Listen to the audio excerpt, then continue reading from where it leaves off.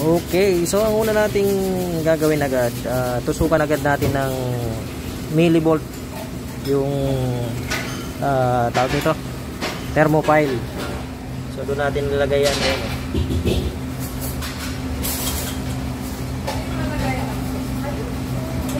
Yan nakalagay. So 599 dito, 599 millivolts. Okay lang yan. Although ang ano natin is 750 yung ating gas valve. 750 millivolt ang requirement ang kaya ng thermopile. Yun nga lang kasi may load na siya ng tawag nito, yung pilot thermoelectric, kaya 600 na lang siya. Ngayon kapag inon natin yan, ayan, so may load na rin siya ng ano, babagsak yan 251. So ang range nito dapat nasa pasok ka sa 200 para ma-drive niya yung thermoelectric ng gas valve, yung burner. So mas maganda kung makabili kayo ng ganito na may millivolt.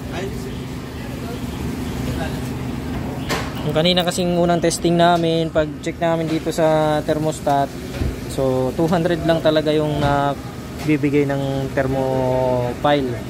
So kapag kainon mo tong thermostat mo para sa burner, bagsak agad siya ng 50. So hindi niya may drive yung thermoelectric ng burner.